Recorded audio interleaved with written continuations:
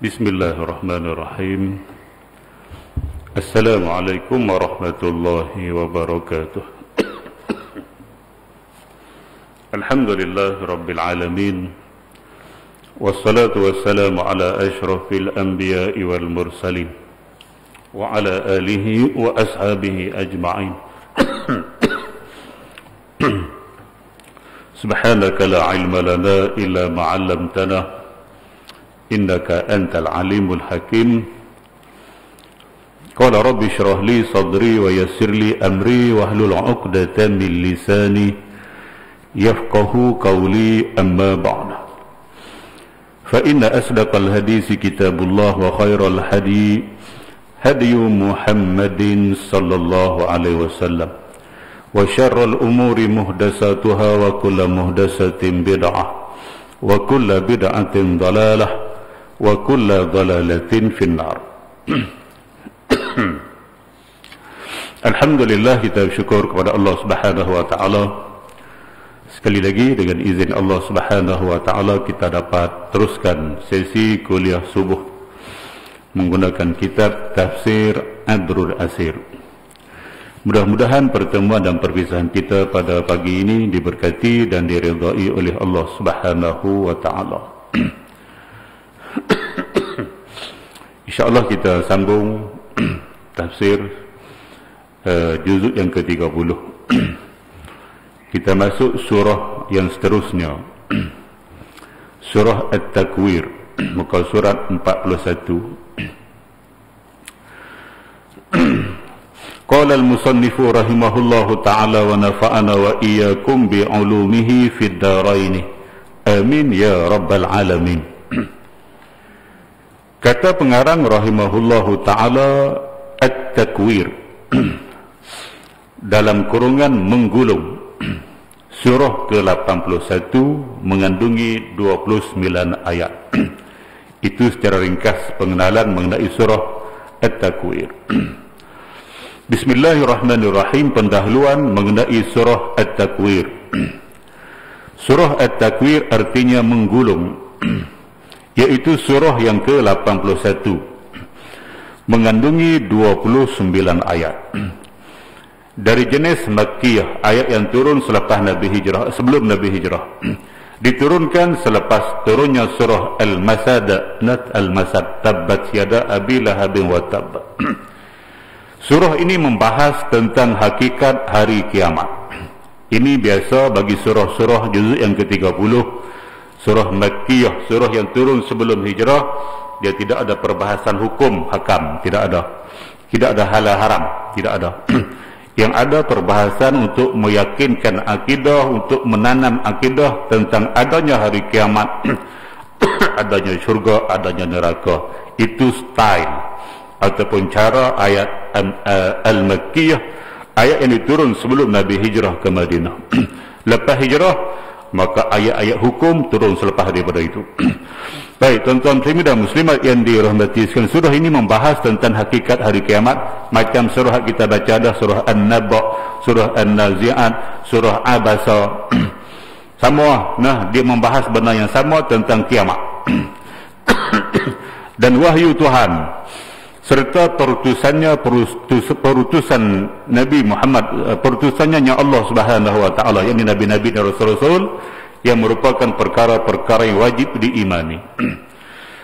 Dalam satu hadis Nabi menyebut, man sarrahu an yanzura ila yaumil qiyamah ka'annahu ra'yul ain. Sesiapa yang nak tengok kiamat, dan sesiapa yang nak tengok kiamat dengan pandangan mata kepala, sesiapa yang ingin melihat betapa teruknya kiamat dengan penglihatan mata kepala dia sendiri. Tuan-tuan muslimin dan muslimat yang dirahmati, tak payah buka YouTube, tak payah buka video apa-apa. Hak tu rekaan semata-mata, dia tidak sampai. gambaran-gambaran kiamat yang dalam filem ke apa tidak sampai. Dia tidak sampai ra'yul ain, pandangan mata kepala. Siapa-siapa nak tengok kiamat dengan pandangan mata kepala dia sendiri, Nabi kata falyaqra wasyamsu kuwirat. Iza syamsu kuwirat. Bacalah surah kuwirat. Wa iza samaa'u fatarat. Dan baca surah infitar. Iza samaa'u fatarat. Wa iza samaa'u syaqqat. Dan baca surah Insyiqaq. 3 surah kita akan baca beturutan. 3 surah ini kalau kita baca dan hayati betul-betul, maka kita akan melihat kiamat seperti kita melihat dengan mata kepala kita sendiri. Walaupun waktu itu kita sudah tiada. Kita tak sempat tengok kiamat lah, tuan-tuan. Sebab kiamat mungkin tak berlaku lagi zaman kita hidup lah ni, hak kita ni.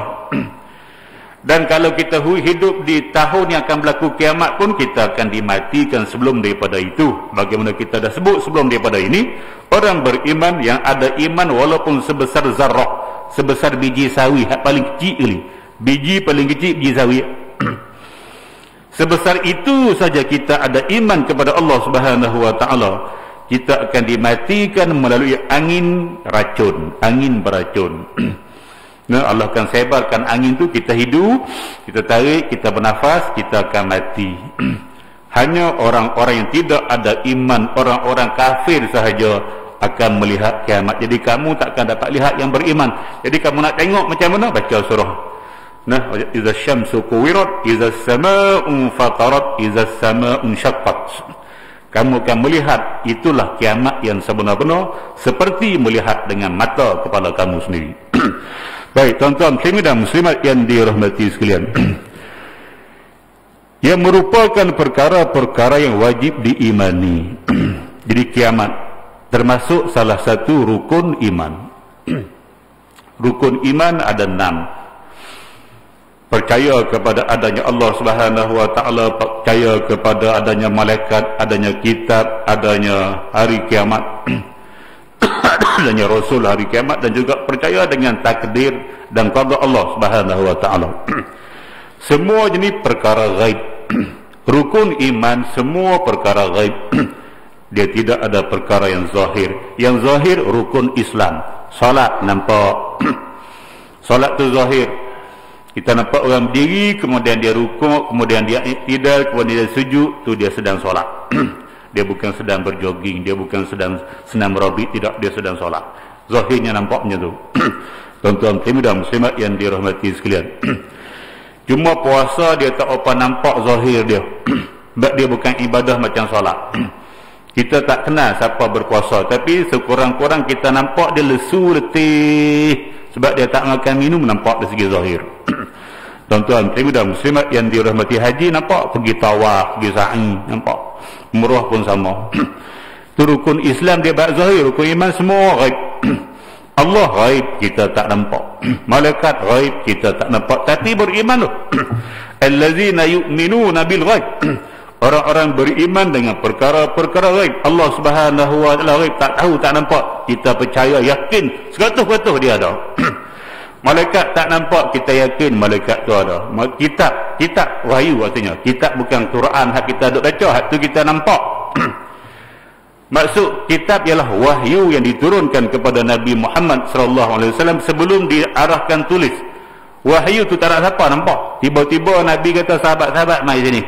Aku Jibril baru datang tadi. Kamu tak nampak lah Jibril, dia baru datang tadi. Dia bacakan ayat, ya ayyuhallazina amanu kutiba alaikumus siyamu kama kutiba alal ladzina min qablikum la'allakum tattaqun. Wahyu tu turun, sahabat tak nampak Jibril hak bawa, sahabat tak dengar Jibril baca kepada Nabi. Nabi nak tipu pun boleh. Tapi mereka yakin dengan ayat itu nama beriman dengan kita. Benar ghaib. Tuan-tuan dan muslimat yang dirahmati sekalian. Beriman dengan Rasul, dengan Nabi. Nampak Nabi sikit tubuh dia, sahabat-sahabat nampak Nabi. Boleh cerita lagi Nabi muka dia cantik lebih daripada bulan. Ketiak dia putih, boleh tengok kan, nampak. Ghaib kat mana? Nabi tu nampak sebab dia manusia macam kita, tapi dia dilantik jadi Nabi tu siapa tahu. Dia pergi menghadap sultan, angkat tangan, aku Muhammad bin Abdullah dengan ini dilantik jadi Nabi gitu. Nampak. Tak ada siapa sahabat yang tahu dia dilantik oleh Allah Subhanahu Wa Taala menjadi Nabi, cuma dia mengaku dia Nabi. Bila dia mengaku dia Nabi, semua pergi yakin percaya. Itu nama dia beriman dengan perkara gaib. Tuan-tuan muslimin dan muslimat yang dirahmati sekalian, akhirat benar gaib. Qada dan qadar Allah Subhanahu Wa Taala benar gaib, kita tak tahu. Kalau kita tahu, hak nak aksiden pukul 12 dia tak keluar rumah. Nah, tuan-tuan muslimin dan muslimat yang dirahmati, kalau dia tahu, tak tahu, dia keluar aksiden, mati contoh. Nah, benar gaib. Termasuk Isra' dan Mi'raj, perkara gaib yang tidak boleh diterima dengan akal, tapi diterima dengan iman dengan perkara gaib. Maka kita wajib i'tiqad Isra' dan Mi'raj berlaku kepada Nabi Muhammad sallallahu alaihi wasallam. Siapa tolak, dia terkeluar daripada akidah Ahlus Sunnah wal Jamaah. Baik, tuan-tuan muslimin dan muslimat yang dirahmati, ini nak cerita semua perkara-perkara gaib. Baik, kita mula baca. Firman Allah Subhanahu Wa Taala, a'udzubillahi minasyaitonir rajim. Bismillahirrahmanirrahim. Dengan nama Allah yang Maha Pengasih lagi Maha Penyayang. Iza syamsu kuwirat, apabila matahari digulung. Wa izan nujumun kadarat, dan apabila bintang-bintang berjatuhan. Wa izal jibalu suyirat, dan apabila gunung ganang dihancurkan. Wa izal isyaru uttilat, dan apabila unta-unta yang bunting ditinggalkan, yang tidak dipedulikan. Wa izal wuhushu husyirat, dan apabila binatang-binatang liar dikumpulkan. Wa izal biharu sujjirat, dan apabila lautan dijadikan menggelegak. Wa izan nufusu zuwijat, dan apabila roh-roh disandingkan dengan tubuh. Wa izal mau'udatu su'ilat, dan apabila bayi-bayi perempuan yang dikubur hidup-hidup ditanya.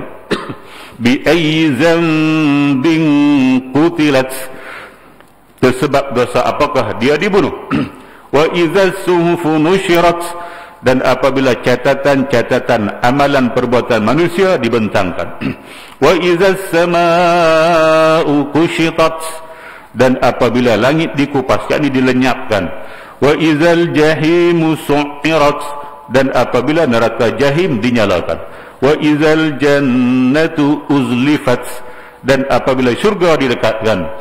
Alimat nafsum ma ahdarat, maka tiap-tiap jiwa akan mengetahui apa yang telah dikerjakannya. Baik, tuan-tuan muslimin dan muslimat yang dirahmati sekalian. Elok kita lepas subuh hari cuti nah, baca Quran, masa baca makna. Saya pernah sebut dulu ada masjid yang buat macam tu. Lepas subuh hari cuti lah, Jumaat Sabtu dah kuliah subuh tak payah. Ahad sampai Khamis contohlah, kalau kita Kedah. Ahad sampai Khamis habis salat subuh tu, imam ke siapa-siapa ambil Quran, baca lu semuka.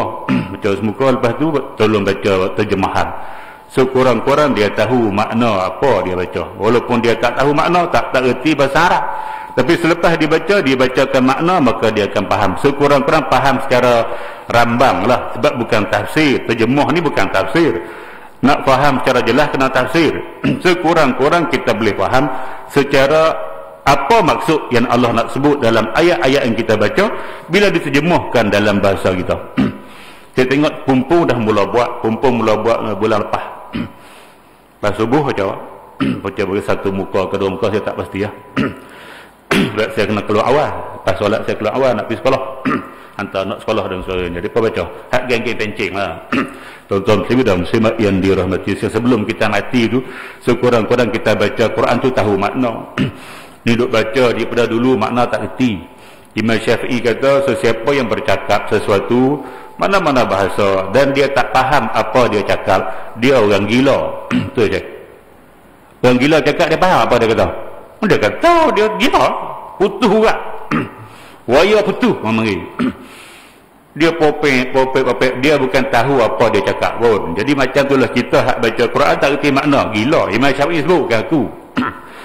Jadi sekurang-kurang baca Quran tengok mana, baca Quran tengok mana, tak reti tafsir pun tak apa, sekurang-kurang tahu makna apa yang dia nak disampaikan oleh Allah Subhanahu wa taala walaupun tidak secara detail. Baik tuan-tuan muslimin dan muslimat yang dirahmati sekalian.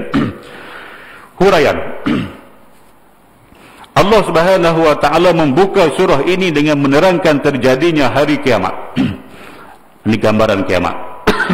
Dan digambarkan kehancuran alam semesta dengan hebatnya. Kerana pada waktu itu sistem perjalanan telah dirosakkan sama sekali, yang terdiri daripada matahari, bintang-bintang, gunung ganang, lautan, bumi, langit, binatang ternak, binatang buas, termasuklah juga manusia. Mereka ini telah digoncang goncang hebat dengan begitu lama sehingga semuanya pecah berkecai. Segala yang wujud sudah tidak ada lagi yang tinggal. Semuanya telah berubah oleh berlakunya hari kiamat yang dahsyat itu. Allah gambarkan hak kita nak nampak alam alam semesta. Hak tu yang paling kita nampak. Kita pergi mana pun kita akan nampak alam. Kita pergi jalan mana-mana kita tengok ni gunung, kawasan gunung. Pergi ke belah Perak, kawasan Bukit Bukau. Mari ke Kedah, tengok bendang. Nah, macam itulah dia, kita akan nampak benda tu. Langit memang kita nampak lah. Duk nampak hari-hari. Nah, kita pergi kawasan ni nampak sejauh mata memandang. Bendang luar, sono tengok. Pergi kawasan nampak laut. Pergi kawasan ni nampak gunung saja. Pergi kawasan nampak dalam kapal sawit. Itu pandangan alam. Benda yang kita duk nampak tu dia tak rosak je. Tuan-tuan muslimin dan muslimat yang dirahmati sekalian, dia masih ikut dia punya sistem dia. Sistem dia belum dirosakkan oleh Allah Subhanahu wa taala, maka kita nampak elok. Tengok atas matahari ya. Kalau malam kita nampak bulan, kita nampak bintang, itulah alam semesta yang kita tengok. Benda hak cantik gini yang tak pernah rosak. Bintang tak pernah satu pun kita jumpa jatuh di atas dunia. Tuan-tuan muslimin dan muslimat yang dirahmati sekalian, cuma kadang-kadang adalah tahi bintang. Tahi dia pun kalau jatuh hancur itu. Hak planet X yang akan dijangka jatuh pada tahun 2050. Planet X ni tak tahu nama X. Tuan-tuan muslimin dan muslimat yang dirahmati, tahi bintang dan sebagainya akan jatuh. Kalau jatuh tu besar kawasan dia ambil. Baru tahi dia. Bukan bintang lagi. Tuan-tuan muslimin dan muslimat yang dirahmati sekalian, jadi kalau bintang tu jatuh, matahari jatuh, bulan jatuh, bayangkan. Ulama sebut buat gini, baca ayat ni, idza syamsu kuwirat, apabila matahari digulung. Nanti kita bahas apa arti gulung. Mana lenyap cahaya dia tak nyala dah. Cerita dia tak nyala. Lah ni hari-hari dia menyala. Tuan-tuan muslimin dan muslimat yang dirahmati lagi keluar. Ni nak keluar ni. Naik merah habis waktu subuh. Bila matahari mula naik merah, cahaya dia naik habis subuh syuruk. Maka hari baru hari ni Jumaat. Esok naik pula hari Sabtu. Lusa naik pula hari Ahad. Tulak naik pula. Begitulah gili hari kita yang buat hari tu. Nah, seminggu dia akan melahirkan hari baru. Sebab tu kita namakan dia matahari. Dia mata kepada hari, sebab dengan dia naik timbul hari baru. Dia naik datang hari baru. Dia naik datang hari baru. Kalau dia sudah wasak dan sudah tidak naik, tak ada hari dah lah. Tuan-tuan muslimin dan muslimat yang dirahmati, sebab dia sebagai mata kepada hari. Kerja kita sebagai guru, sebagai mata pencarian. Kerja kita sebagai polis, mata pencarian. Kerja kita sebagai JPJ, itulah nama mata pencarian. Tiba-tiba kita kena buang kerja, tak ada kerja. Mata pencarian tak ada lah. Tuan-tuan muslimin dan muslimat yang dirahmati, sebab itu dinamakan matahari. Sebab dia sumber kepada bilangan hari berlaku. Bila dia sudah tidak bercahaya dan sudah lenyap cahaya dia, maka hari sudah tidak ada. Bila hari sudah tidak ada, nama dia kiamat. Kiamat nama dia Yaumul Qiyamah. Kita sebut sebelum daripada ini, hari kiamat. Dia bukan hari kiamat, dia sehari sahaja. Bukan Ahad, bukan Isnin, bukan Selasa, bukan Sabtu. Dia hari. Begitulah sampai bila-bila, tidak akan bertukar siang malam lah. Tuan-tuan muslimin dan muslimat yang dirahmati sekalian, jadi buat gini, nak bagi nampak kiamat. Ulama sebut okey, gambaran manusia hidup macam biasa. Hak pergi sekolah, ngaji sebagai pelajar pergi sekolah ngaji masuk kelas, hak pergi sebagai guru dia pergi sekolah nak ngajar, hak kerja di pasar dia pergi pasar untuk dia nak menjaga, ada yang pergi pasar untuk nak membeli barang. Jadi semua kerja jadi macam biasa hari-hari. Tiba-tiba tengah guru duk mengajar dalam kelas, tengah orang sedang duk potong ayam, hak beli ayam, tengah potong daging yang beli daging, tengah duk makan roti canai hak duk makan, tengah duk order nasi lemak hak duk order. Lap. Apa dia lap? Apa dia lap? Gelap. Tuan-tuan bayangkan, tuan-tuan rasa macam mana? Ni kita siang hari ni pukul 10 pagi, 11 pagi pergi pasar, nak duduk mengajar dalam kelas, ni duduk type komputer. Lap. Bukan kata lampu dalam masjid, bukan lampu dalam jabat dah. Lap tu alam ni gelap. Masa guna. Bayang. Kita lap hak lampu ni pun masalah. Tuan-tuan muslimin dan muslimat yang dirahmati sekalian, gelap gelemak. Lampu alam matahari lap, tidak bercahaya, itu maksud digulung. Selepas beberapa detik, kedebung, kedebang, bintang jatuh. Bayangkan kiamat itu. Nabi bayangkan bila baca surah ni, bayangkan macam tu. Kamu akan dapat melihat kiamat dengan mata kepala kamu sendiri. Sejurus lap gelap, dia bukan berhenti di situ. Kedebung, kedebang, bintang-bintang jatuh berserakan. Sedetik kemudian kelepung kelepang pula dah. Apa dia pula? Gunung rapat. Bayangkan. Tuan-tuan muslimin dan muslimat yang dirahmati sekalian, begitulah suasana. Bila kita baca ayat-ayat macam ni, kita bayangkan kita akan nampak kiamat itu dengan mata kepala kita sendiri. Walaupun kita tidak akan melihat kiamat, sebab insya-Allah kita akan kekal hidup beriman dengan Allah Subhanahu wa taala. Kita jangan jadi kafir. Ya ayyuhallazina amanu taqullaha haqqa tuqatih wa la tamutunna illa wa antum muslimun. Wahai orang-orang beriman, bertakwalah kamu kepada Allah Subhanahu wa taala dengan sebenar-benar takwa, dan jangan sekali-kali kamu mati kecuali mati dalam Islam. Matilah Islam. Jangan mati kafir. Nah, apabila kita mati Islam, kita tidak akan dapat melihat kiamat, cuma kita boleh bayangkan saja bila kita baca surah-surah yang menggambarkan kiamat. Baik, tuan-tuan muslimin dan muslimat yang dirahmati sekalian. Mula-mula digambarkannya matahari itu digulung.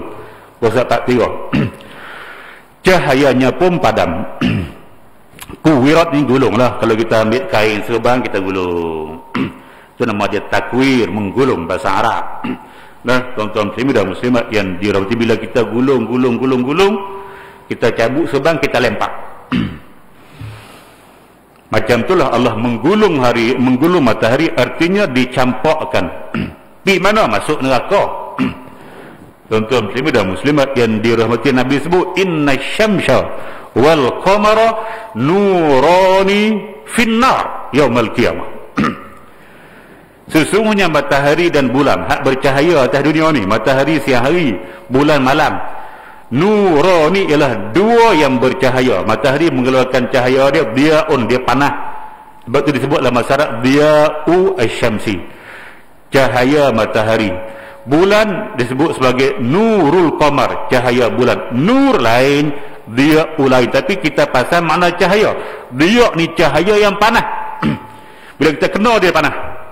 Nur cahaya tapi kena tak panas. Cahaya bulan tak panas. Itu bahasa Arab. Kayanya bahasa Arab dia boleh bezakan antara dua cahaya ni. Cahaya hak panas nama dia Diyauddin, cahaya agama. Nurul Aisyah, cahaya Aisyah, kehidupan. Dua-dua tu cahaya, tapi kalimah Arab ini membezakan antara satu sama lain. Dia cahaya panas kalau kena tubuh. Nah, dan juga nur, cahaya yang lembut yang tidak panas. Maka nurani artinya cahaya matahari dan cahaya bulan, dua-dua ini finnari, masuk neraka. Yaumal qiyamah, di hari kiamat. Dia masuk neraka bukan kena seksa. Nah, kita hak kena seksa, matahari bukan kena seksa masuk neraka. Bulan bukan kena seksa masuk neraka. Hak kena seksa ni manusia dengan jin, dengan berhala-berhala, batu-batu hak dibuat berhala. fa illam taf'alu wa lan taf'alu fattaqun nar allati waquduha an-nas wal hijarah uiddat lil kafirin. Kalau kamu tak mampu mendatangkan ayat seumpama Quran walaupun satu surah, Allah cabar. Kalau kamu tak percaya dengan Quran, bawa satu surah. Kalau kamu tak mampu bawa dan tak akan mampu bawa, takutlah kamu dengan neraka yang bahan bakar dia manusia dan batu. Batu tu bukan batu tepi-tepi jalan tu, tidak. Batu yang dibuat berhala. Ini akan diseksa dalam api neraka Allah Subhanahu wa taala. Manusia yang engkar pada perintah Allah diseksa dalam api neraka, termasuk jin. Yang ditaklifkan juga akan diseksa dalam api neraka kalau lawan Allah Subhanahu wa taala. Lain pada tu dia tidak diseksa. Matahari, bulan masuk neraka bagi panas ya. Nah, tuan-tuan muslimin dan muslimat yang dirahmati sekalian, kita tak tahu dia pergi mana. Nabi sebut dia akan ditarik ke neraka. Bulan juga ke neraka. Baik, tuan-tuan muslimin dan muslimat yang dirahmati sekalian, dan bintang-bintang yang berjatuhan dari tempat peredarannya. Gunung ganang baik hak atas dah jatuh habis, tak sebut bulan pun jatuh juga. Apa-apa yang ada di atas segala planet. Wa izal kawakibun tasarat, surah Infitar. Dan apabila planet-planet itu berserakan, hak ada atas semua jatuh. Ayat ni sebut matahari dengan bintang, ayat lain sebut bulan, sebut planet. Dia ayat yang banyak, bila digabungkan semua hak ada di planet, di cakrawala gugur habis ke bumi. Tu cerita dia. Nah, hak ni cuma dia sebut matahari dengan bintang saja. Di surah lain sebut lain pula macam tu. Sebab surah Quran walaupun dia banyak sampai 114 dikira satu saja. Nah, dikira satu. Baik, tuan-tuan muslimin dan muslimat yang dirahmati sekalian. Kemudian hak bawah pula, gunung kanan tercabut dari muka bumi. Dia sebagai pasak bumi tiba-tiba cabut. Hancurlah bumi. Tuan-tuan muslimin dan muslimat yang dirahmati sekalian, kita paku, rumah kita paku, papan paku nak pergi lekat, tiba-tiba paku tu cabut, jatuh ke kayu tu. Kita ambil papan sekeping, letak antara dua pintu, paku belah ni lekat kan. Sebab dia ada paku. Bila paku tu tercabut, dia jatuh. Sama dengan bumi paku dia gunung. Tuan-tuan muslimin dan muslimat yang dirahmati, bila gunung tercabut, bumi hancur. Tersebat gempa, dia akan jadi gempa lah. Gempa di Turki pun nampak teruk. Bayangkan gempa satu dunia macam mana. Hancur berterbangan di udara. Unta-unta yang bunting, iaitu harta yang mulia dan berharga di sisi bangsa Arab, akan ditinggalkan begitu sahaja oleh tuannya kerana takut punya bahasa. Allah sebut harta bernilai, itu contoh lah. Unta bunting mahal tuan-tuan. Unta hak biasa, unta jantan ke unta betina, harga dia lain. Unta kalau dia mengandung, harga dia lain, 2 kali ganda lah. Sebab kira 2 ekor. Hak ni jantan seekor, harga dia seekor. Hak ni betina anak dara, masa tak mengandung lagi, harga dia seekor. Unta ada anak dalam perut, harga ganda. Mahal. Tuan-tuan muslimin dan muslimat yang dirahmati sekalian, Allah sebut manusia akan meninggalkan harta-harta yang bernilai sebab takut dengan kiamat. Dia lari gitu kan. Atas dunia dia berani lagi. Tuan-tuan muslimin dan muslimat yang dirahmati sekalian, dia tak apa nak lari. Nah, dulu kita baca yang kondominium di Ulu Kelang, masa tu saya baru pergi Mesir 2092. Tuan-tuan muslimin dan muslimat yang dirahmati, 92, saya balik 97. Masa itu berlaku runtuhan kondominium di Ulu Kelang. Nah, tumbang. Berapa ramai mati. Yang sonok bila pihak penyelamat ni, bomba penyelamat, rescue, mereka pergi penyelamat dan mereka buat kajian. Ada mayat yang paling akhir sekali. Mayat yang paling akhir sekali. Dia mati dekat kereta mus dia. Kereta mahal lah. Viva lagi lah tu. Viva lagi dah. Mus takkan nak lari. Dia mati dekat dengan mus dia, dan kereta dia paling akhir hak ditimpa bangunan. Maknanya kata anggota penyelamat, kalau dia lompat satu langkah, dia selamat. Satu langkah, lompat selamat. Sebab bangunan tu betul-betul atas kereta dia. Dia lompat di sini selamat. Tapi dia mati betul-betul kena atas kereta dia. Sebab apa? Dia nak pergi selamat mus. Dia nampak dah bangunan tu nak jatuh. dia berlaku vibration, berlaku gegaran. Orang pakai lari dah, dia ni tengok kereta takkan nak lari, dia nak ambil, dia nak masuk dalam kereta, bom, kena bomba. Kata kalau lompat selangkah selamat. Maknanya atas dunia walaupun takut selamat you, kiamat dah kalau siapa tinggal habis tak berani nak pergi. Nah, sebab berlaku dia bukan satu tempat, ni berlaku satu tempat lain selamat boleh lompat pergi. Kiamat kok ni pun jadi, kok ni bodoh, kok ni nak lompat ke mana?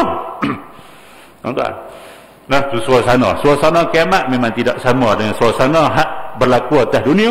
Kita tak pernah kena gempa. Nah. Alhamdulillah lah yang tu. Allah bagi kita tidak ada di laluan gempa. Hak kena ada, hak duk kena, tapi tanya depa kata kami melihat gempa ini seperti kiamat. Orang Turki kata apa? Kami melihat gempa ni seperti kiamat. Artinya hak dia duk baca dalam Quran, hak jadi bumi jadi hancur lebu gempa macam tu lah kita tengok. Hak selamat lah, hak tak selamat nak cerita apa dah, mati lebih 40,000 lebih lah tuan-tuan muslimin dan muslimat yang dirahmati sekalian. Itulah kena suasana dia kata macam-macam tu di hujung jari baru kiamat lebih berganda-ganda lebih daripada itu yang kita tak tahu macam mana. Baik tuan-tuan muslimin dan muslimat yang dirahmati sekalian, itu di antara tanda lah tuan-tuan. Nabi sebut tidak akan berlaku kiamat kecuali berlaku 10 tanda besar, tanda kiamat besar. Dan keluar Dajjal, turun Nabi Isa alaihissalam, matahari naik di sebelah barat, keluarnya apa dia, dukhan asap bukan daripada bumi, asap datang daripada langit. Tuan-tuan dan muslimat yang dia mesti keluar dabbah, binatang yang besar yang boleh bercakap dengan manusia, yang kepalanya ekor tak jadi sama, kita tak boleh nak beza yang mana ekor yang mana kepala, dia sama. Binatang pelik. Tuan-tuan dan muslimat yang dia mesti di antaranya Nabi sebut khasfun fil masyriq wa khasfun fil maghrib. Gempa berlaku di sebelah timur, gempa berlaku di sebelah barat. Wa khasfun fi jaziratil Arab, dan gempa berlaku di jazirah, di semenanjung Arab. Itu di antara, tapi hak ni bukan gempa hak tu, hak kiamat tu, hak tanda besar. Sebab dia akan berlaku secara berurutan. 10 tu akan berlaku secara berurutan. Gempa hari ni berlaku, tak ada lagi Dajjal tak turun lagi. Apa dia Nabi Isa tak turun lagi. Tuan-tuan dan muslim, apakah gempa ni nama gempa sebagai amaran awal yang Allah akan lakukan benda yang sama apabila 10 tanda kiamat besar ini akan berlaku secara berurutan. Nah, baik tuan-tuan dan muslimat yang dirahmati sekalian. Sebab tu Nabi dia takut benda-benda macam ni. Sebab tu Nabi bila berlaku gerhana matahari pun di antara tanda kebesaran Allah Subhanahu wa taala yang boleh juga berlaku kiamat. Kalau gerhana matahari tu, matahari yang gerhana dia tidak ada cahaya sampai lama-lama, dia akan kiamat. Sebab di antara tanda kiamat matahari tidak ada cahaya, gerhana tak ada cahaya.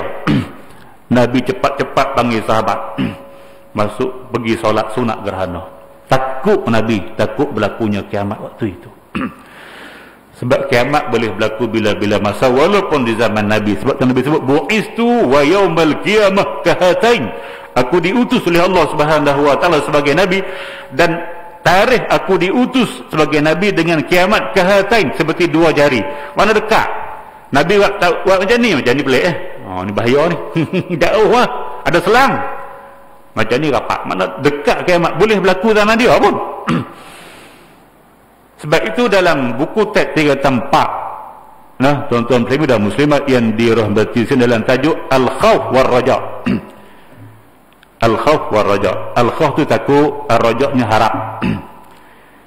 Dia bawa contoh khawf, contoh raja dalam bab akhlak Islamiah.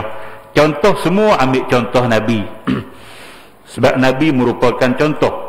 Nah, bu'istu liutammima makarimal akhlak, aku diutus oleh Allah Subhanahu wa taala untuk menyempurnakan akhlak yang mulia. Akhlak ada dah, tapi Nabi datang untuk menyempurnakan akhlak lagi elok. Maka dia bagi contoh hak Nabi buat. Nabi bila berlaku gerhana, contoh dia buat dalam buku teks 3 tempat. Al-Khawf, contoh takut ialah Nabi apabila berlaku gerhana sama ada bulan atau matahari, dia akan kumpul sahabat-sahabat, dia akan solat gerhana yang lama. Baca panjang. Selagi gerhana tak berhenti, Nabi tak berhenti. Nak kita takutnya Nabi takut berlakunya kiamat. Nabi tu takut. Kita biasa tak takut. La ilaha illallah. Sebab apa tak takut? Sebab takut sudah dibuang. Sebab apa dibuang? Hati sudah menjadi hitam. Bila hati menjadi hitam karat, takut sudah tidak ada, dia tidak takut lagi.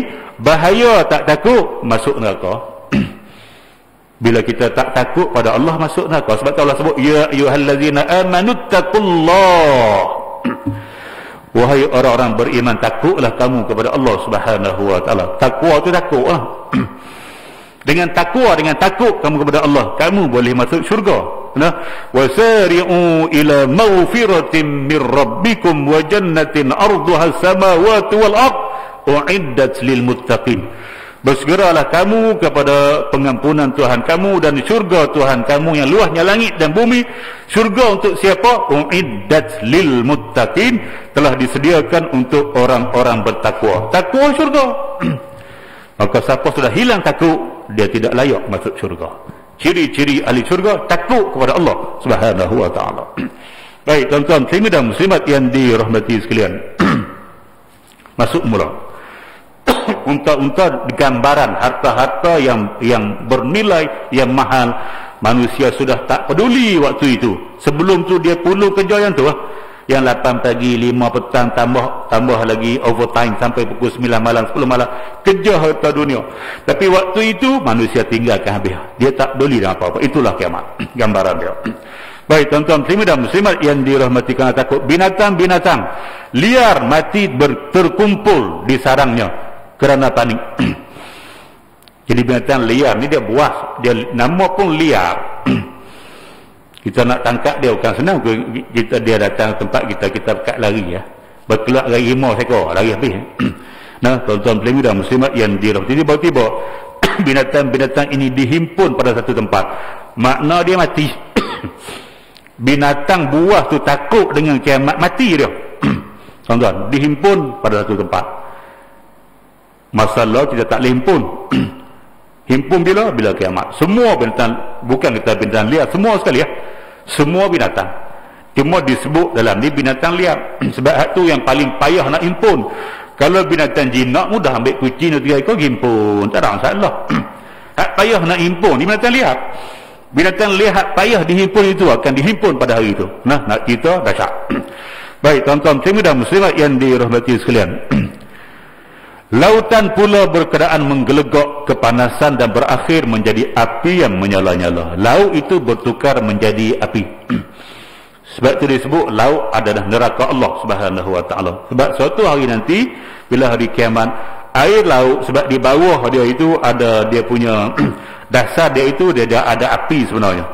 Nanti dia akan menyala, laut air itu bertukar menjadi lautan api. Tuan-tuan, itu suasana kiamat. Roh-roh manusia yang soleh sesama yang soleh dalam syurga, sedang yang kufur sesama yang kufur dalam neraka. Wa idzan nufusu zuwiyat. Apabila roh nyawa manusia ini digabungkan mengikut kumpulan masing-masing. Dalam surah Al-Waqi'ah Allah sebut wa kuntum azwajan thalatha, kamu akan dipecahkan pada 3 kumpulan. Fa ashabul maimanati ma ashabul maimanah wa ashabul mash'amati ma ashabul mash'amah was-sabiquna as-sabiqun ulaika al-muqarrabun fi jannatin na'im. Kita akan dibahagi kepada 3. Satu, kumpulan ashabul yamin, kumpulan kanan, kumpulan bahagia, syurga. Yang kedua, kumpulan kiri, kumpulan sengsara, masuk neraka. Yang ketiga, as-sabiqun al-awwalun, orang pertama beriman, sahabat-sahabat Nabi. Mereka ini orang pertama masuk syurga Allah Subhanahu wa ta'ala. Manusia akan dikelas mengikut kelas masing-masing. Dan kelas itu mengikut apa yang dia hidup atas dunia. Tuan-tuan muslimin dan muslimat yang dirahmati, kita hidup atas dunia duduk dengan siapa?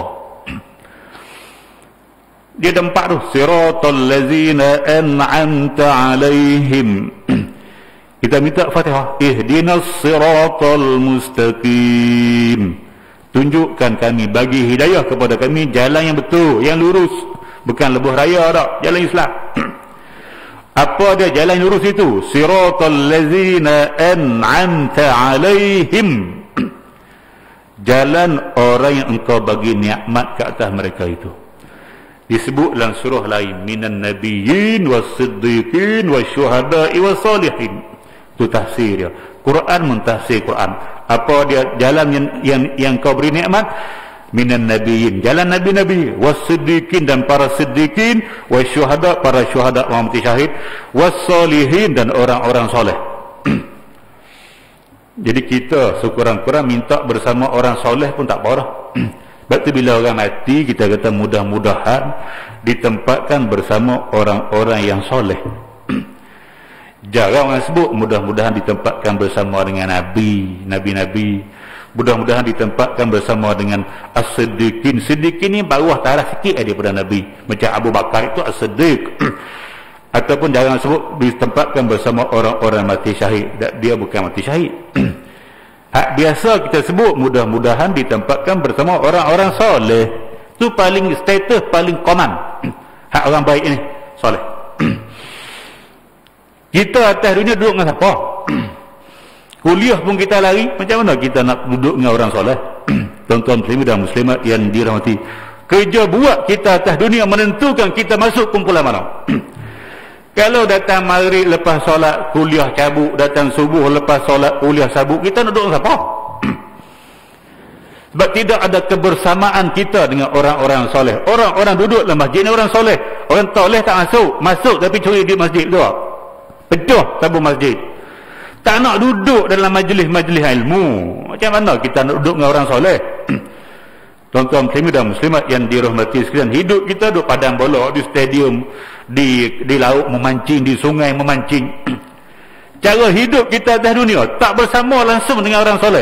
Pergi kenduri tengok ustaz, pergi makan taklim ustaz, aku dah payah. Duduk apa dia? Tengok orang pakai kopiah pun, aku tak boleh tengok pakai kopiah, geli aku. Sekali ada tak kena. Tak basuh tangan marah, makan belah kiri marah, tak mahu pergi pok-pok kita sudah.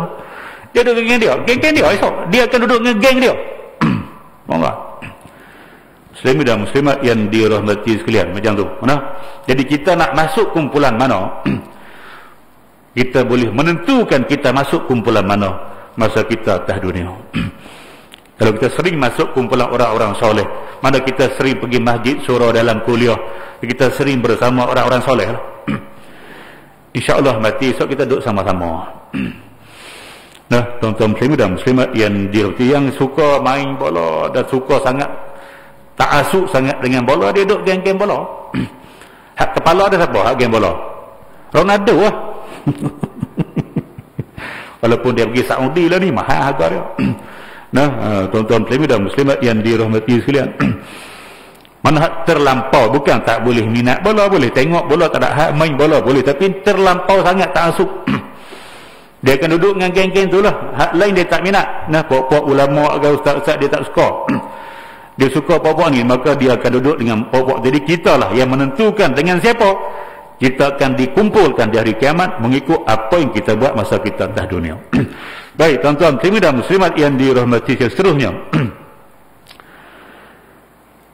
Roh-roh manusia yang soleh sesama soleh dalam surga, sedang yang kufur sama yang kufur dalam neraka. Pada waktu itulah para penjenayah yang telah membunuh anak perempuan, mereka hidup-hidup akan ditanya mengapa mereka membunuhnya.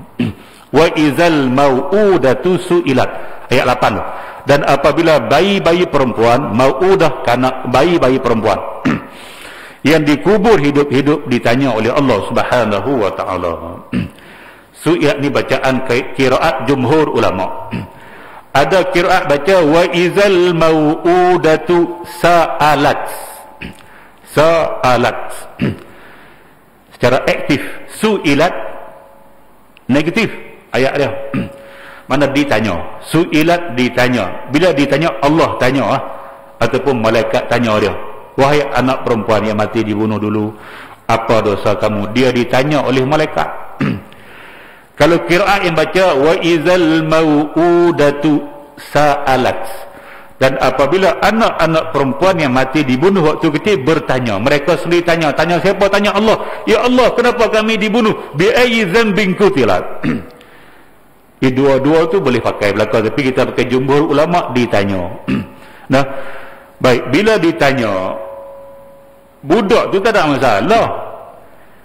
Bila ditanya hak yang bunuh dia itulah masalah. Ni amaran bagi orang yang membunuh kanak-kanak waktu kecil. Bila dia takkan lepas, sebab kanak-kanak itu akan ditanya, sebab apa kamu dibunuh? Jawapan budak-budak tu yang pertama mungkin dia kata, saya tak tahu. Saya tak tahu kenapa saya dibunuh. Ataupun mungkin jawapan dia, kerana bapa saya takut miskin. Bapa saya takut jadi miskin, tak ada duit nak bagi makan saya, maka dia bunuhlah saya. Mungkin dia akan jawab. Kalau dia bunuh anak kerana takut miskin, Quran sebut dah, wala taqtulu auladakum min imlaq, nahnu narzuqukum wa iyyahum. Jangan kamu bunuh anak-anak kamu kerana takut miskin. Akulah yang bagi makan kamu, dan akulah yang bagi makan anak kamu yang kamu duk takut apa hal. Setiap hamba manusia hak aku cipta, aku dah tentukan rezeki dia. Yang kamu pergi masuk urusan Tuhan buat apa? Urusan rezeki ni urusan Tuhan. Yang kamu pergi masuk campur, pergi bunuh dia, takut miskin, tak boleh bagi makan anak, apa hal? Tuan-tuan muslimin dan muslimat yang dirahmati sekalian, sebab itu disebut oleh ulama-ulama, apabila seorang manusia menggugurkan anak dia, ini cerita zaman jahiliah, tak apa zaman dulu. Zaman kita lah menggugur anak. Berzina pergi gugur anak. Gugur pula lepas 120 hari. Lepas 120 hari haram, sebelum 120 hari pun haram. Tapi sebelum 120 hari dia berdosa saja. Sebab nyawa belum diberikan, belum ditiup roh. Belum sampai 120 hari roh belum ditiup, tapi dia sudah kira berdosa besar menggugurkan anak, kecuali ada keuzuran syar'i. Itu kita panjang cerita lah. Tapi kalau anak 120 hari lebih dah dalam perut dia, perut mak bini dia, perut ibu dia, kita pergi gugurkan, maka dikira satu dosa membunuh. Sebab dia sudah ada nyawa. Tuan-tuan muslimin dan muslimat yang dirahmati sekalian, Nabi pernah sebut, Nabi kata, uridu an anha anil ghilah. Nabi kata, aku kalau boleh nak menegah daripada kamu melakukan ghilah. Ghilah ini ialah menyusu anak. Ghilah ini ialah mengandung. Ibu mengandung waktu dia tempoh menyusu anak. Kalau kita dalam Islam, tempoh menyusu ni kalau siapa-siapa nak 2 tahun. Wal murdi'atu yurdi'na auladahunna haulaini kamilain. Dan perempuan-perempuan yang menyusu itu, mereka menyusu anak mereka haulain, 2 haul, 2 tahun kamilain, sempurna. Kalau nak bukan wajib, sunat. Tuan-tuan muslimin dan muslimat yang dirahmati, waktu menyusu tu Nabi kata, aku kalau boleh kamu tak nak mengandung lah, aku tak naklah kamu mengandung perempuan tu. Sebab bila mengandung, dia akan menyebabkan susu menjadi cair dan tidak berkhasiat untuk anak. Anak itu akan jadi kuruh, macam bunuh dia. Macam bunuh budak. Nabi kata, aku hampir-hampir nak melarang umat aku mengandung waktu sedang menyusu anak, sebab susu akan jadi cair, tidak ada zat. Sebab dia dah mengandung. Tak mengandung tak apa. Tetapi fanazor fabasartu, aku melihat kepada Rom wal Farsi. Aku melihat pada bangsa Rom dan Parsi, mereka melakukan ghilah, yaghiluna, mereka melakukan ghilah dan tidak memberi mudarat kepada anak-anak mereka. Walaupun mereka masa mengandung tu mengandung, menyusu, masa menyusu tu mengandung, tapi anak yang disusukan oleh Rom jadi kuat, boleh jadi tentera perang semua, tidak beri mudarat apa-apa lah. Maka Nabi takut tak jadi ya. Asal aku nak larang, tak bagi mengandung waktu menyusu. Tapi tengok Rom dan Parsi, masa tu Rom Parsi lah yang kuat. Mereka ni memang masa menyusu anak tu bini dia pun mengandung. Bahasa kuat-kuat ni kena dia, memang dia beranak ramai, dia nak jadi kuat mesti ramai. Kalau kita duduk sekat beranak, kita akan jadi kurang, kita akan jadi lemah. Melayu pun suatu hari, walaupun hantu kata takkan Melayu hilang di dunia, betul kan? Tapi kalau menikah tak beranak, hilang Melayu. Tinggal baju Melayu, tinggal kasut Jepun. Nah, apa lagi? Mi Bandung, bukan mi Melayu. Tuan-tuan Muslim dan Muslimat yang mi mamak, mi Melayu dah. Baju Melayu lah. Hak lain semua pasal lain punya. Nah, tuan-tuan Muslim dan Muslimat yang dirahmati. Kemudian bila Nabi sebut gitu, sahabat kata pula, wa yas'alun 'anil azal. Sahabat kata, macam mana kalau kami melakukan azal?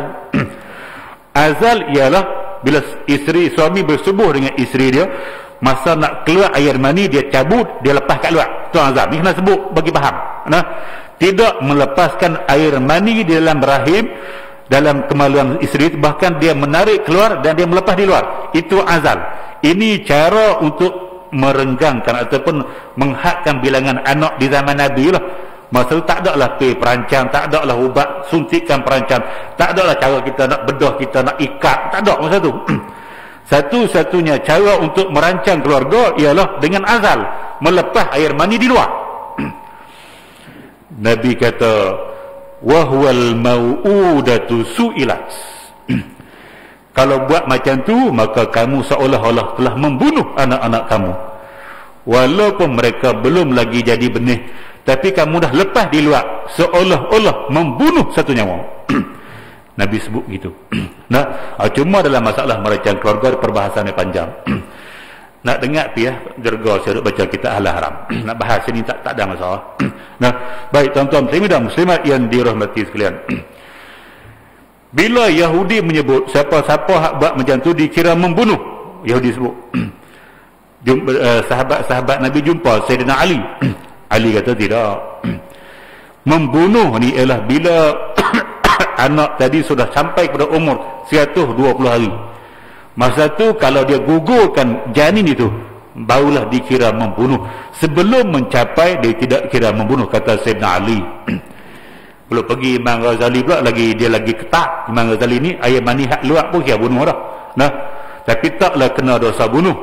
Kena dosa bunuh ialah selepas 120 hari. Jadi siapa-siapa yang membunuh anak ni, hak zaman jahiliah, mereka bunuh anak perempuan banyaklah. Kalau kita baca Umar Al-Khattab sendiri bunuh.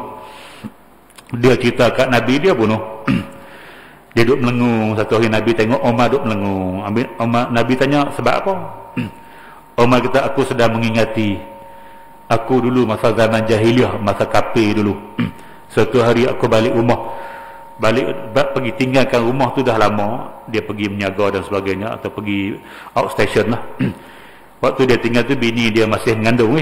Balik-balik tu bini dah beranak. Aku masuk dalam rumah, tanya anak lelaki perempuan. Bini kata anak perempuan. Kata Umar, aku terus mengambil anak perempuanku. Aku terus mengambil dia, angkat dia, terus pacu kuda, pergi ke tengah padang pasir. Aku gali tanah, aku masukkan dia dalam bumi, aku kambuh dia hidup-hidup. Duduk lengung, duduk ingat peristiwa masa dia zaman jahiliah. Nah, tuan-tuan muslimin dan muslimat yang dirahmati Nabi kata, itu zaman kamu jahiliah. Sekarang kamu dah Islam, Allah dah ampun dosa kamu. Dah taubat dah, Allah ampun dosa apa pun.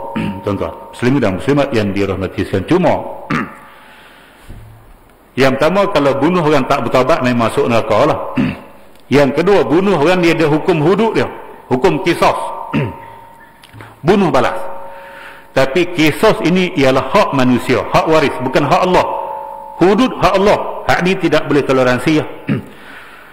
Kisos dia hak manusia. Mana kalau disabitkan kita bunuh orang dan disabitkan oleh mahkamah kita dihukum bunuh balas, kalau waris kepada si mati hak kita bunuh memaafkan kita, kita boleh selamat.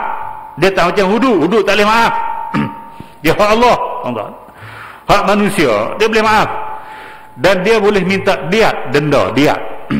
Nah, diat itu kalau zaman Nabi, sahabat-sahabat Nabi ramai hak pergi jumpa Nabi. Depa kita dulu depa bunuh anak, hak ni kita dia bunuh 10 orang anak, hak ni kita dia bunuh 12, hak ni kita bunuh 13. Ramai anak perempuan. Hak lelaki dia simpan, hak perempuan dia bunuh, takut sia dan sebagainya. Nabi kata gini, kamu setiap anak yang kamu bunuh, kamu bayar dia seekor unta. Kalau kamu bunuh 10 anak, sembelih 10 ekor unta. Kalau kamu 13 orang anak, sembelih 13 ekor unta. Nah, maka ulama-ulama membahaskan dalam bab dia harga seekor unta. Seekor unta pada hak dia ini 100 ekor unta. Tuan-tuan muslimin dan muslimat yang dirahmati sekalian. Nah, hak tu hak Nabi sebut, tapi hak dibahaskan dalam ilmu fiqh, dia ialah nilai 100 ekor unta. Tuan-tuan muslimin dan muslimat yang dirahmati, Saudi kalau berlaku pembunuhan secara tidak sengaja, hak sengaja kalau waris ampun tak boleh bayar dia. Kalau waris tak ampun dia kisah, dia pancung lah. Hak bunuh tak sengaja tanpa niat bawa kereta, langgar orang mati. Betul di Saudi bawa kereta dia perlahan. Dia berhenti, dia sanggup berhenti, jalan. Imshi. Mau imshi. Jenis tu harap. Dia nak pergi tak boleh. Kalau dia langgar kita, dia kena bayar dia 400,000 rupiah. Kalau kita 500,000 ringgit, setengah juta. Itulah kadar 100 ekor unta. Nah, tuan-tuan muslimin dan muslimat yang dirahmati, sebab seekor unta lebih ke 4,000. Terus 400,000 lah. 400,000 tu kadar 100 ekor unta. Sebab tu dia tak berani. Malaysia tak ada ini tu. Malaysia boleh dalam kajian, tuan-tuan muslimin dan muslimat yang dirahmati, saya nak buat hak jenis langgar mati ni. Mereka kena bayar dia kepada waris si mati sekurang-kurang taklah sampai 400,000 macam Saudi. Cuba dia letakkan 100,000 ringgit sebagai sagu hati pada waris. Baru kita berhati-hati buat kereta tu Syekh. 100,000 dan boleh buat pinjaman di bank lah. Mana pinjaman khas untuk dia. Macam ini ada pinjaman kereta, beli kereta, pinjaman beli rumah. Dicadangkan pinjaman dia. Mana kalau kita terlanggar siapa-siapa mati, kita buat pinjaman lah. 100,000 bayar kat waris. Kita bayar bulan-bulan. Macam tu.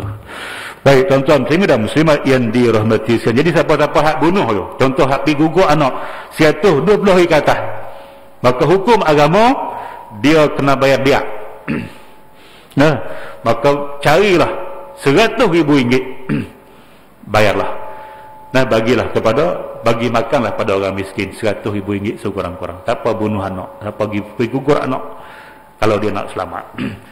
Walaupun dia tidak ada undang-undang lagi, nah, tapi ini undang-undang agama, tak perlulah ada dalam enigma undang-undang, kita boleh buat sendiri.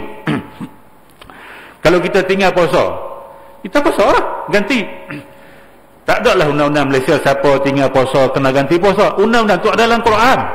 Kita buat sendiri walaupun tidak ada di kuat puasa oleh undang-undang dunia. Kita buat, kita tinggal solat, kita qada solat.